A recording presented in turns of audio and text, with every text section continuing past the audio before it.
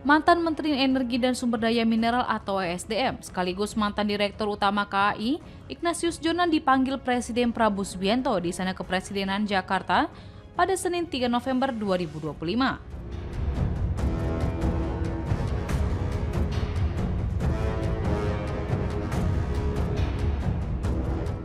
Jonan mengaku dipanggil oleh Prabowo untuk diskusi antara rakyat dengan presidennya.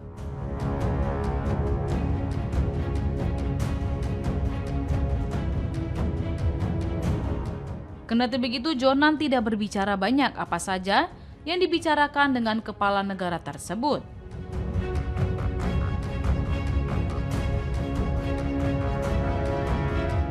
Ia mengaku hanya banyak dimintai pendapat mengenai badan usaha milik negara atau BUMN.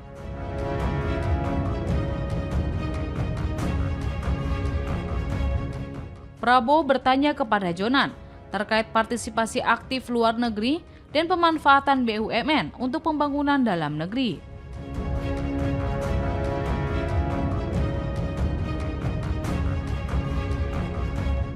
Dalam kesempatan itu, Jonan mengapresiasi berbagai program yang diluncurkan Prabowo, seperti makanan bergizi gratis yang menurutnya bisa menciptakan multiplier efek pada ekonomi kerakyatan.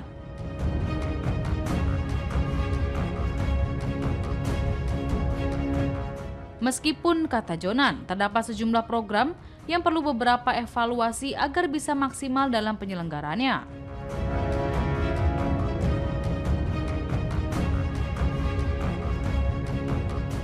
Saat ditanyakan apakah ditawarkan jabatan menteri atau menteri koordinator, Jonan mengatakan Prabowo sama sekali tidak membicarakan hal tersebut.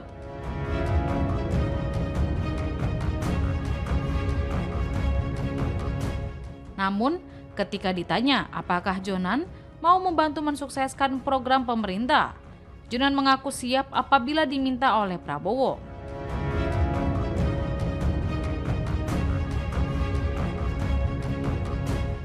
Jonan juga mengatakan sama sekali tidak membahas terkait polemik utang kereta cepat Jakarta-Bandung alias WUSH.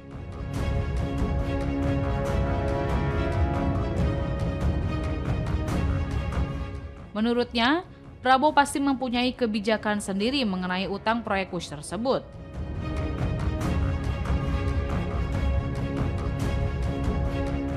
Ya diskusi aja kok, diskusi aja. Saya kira kalau, saya nggak tahu ya, kalau soal WUSH sih beliau nggak tanya ke saya pandangannya apa segala enggak. Tapi ada yang Bapak sampaikan? Ya nggak ada sama sekali dibahas. Saya pikir sih mestinya beliau kan pasti punya kebijakan sendiri ya mengenai ini kan ya kan WUSH-nya sendiri kalau secara operasional bagus. Kalau yang lain-lain ya mungkin tanya beliau sendiri deh. Itu tadi ya misalnya soal pengelolaannya bagaimana, hutangnya bagaimana, mungkin boleh tanya sendiri sih karena tadi nggak dibahas. Diketahui nama Ignatius Jonan muncul saat disebut oleh mantan Menteri Koordinator Bidang Politik, Hukum dan Keamanan atau Menko Polhukam Mahfud MD.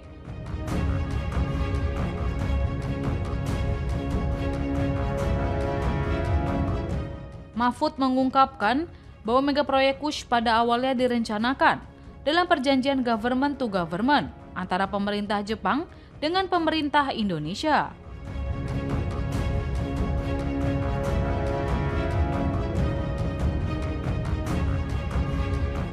Ia menjelaskan ketika kerjasama dipindah dari Jepang ke Cina, Menteri Perhubungan saat itu Ignatius Jonan menyatakan tidak setuju.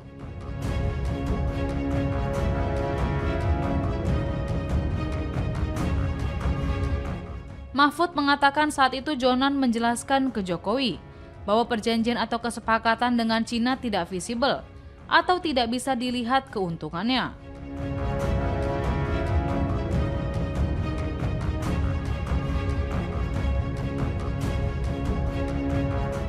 Ia menduga bahwa pemecatan Ignatius Jonan akibat tak setuju dengan pembangunan WUSH yang bekerja sama dengan Cina.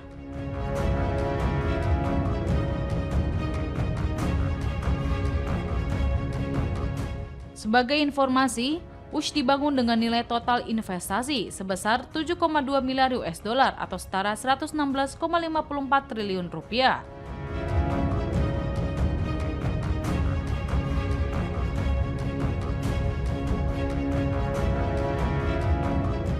Angka tersebut termasuk pembengkakan biaya atau cost overrun sebesar 1,21 miliar US dollar dari nilai investasi awal yang ditetapkan senilai 6,05 miliar US dollar.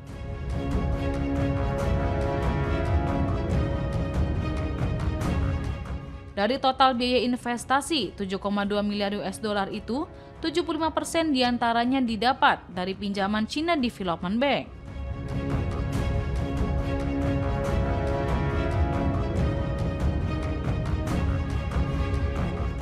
Sementara, 25% berasal dari setoran modal pemegang saham, yaitu gabungan beberapa BUMN dari PT Pilar Sinergi BUMN Indonesia sebesar 60% dan Beijing Yawan HSR Co Limited sebesar 40%.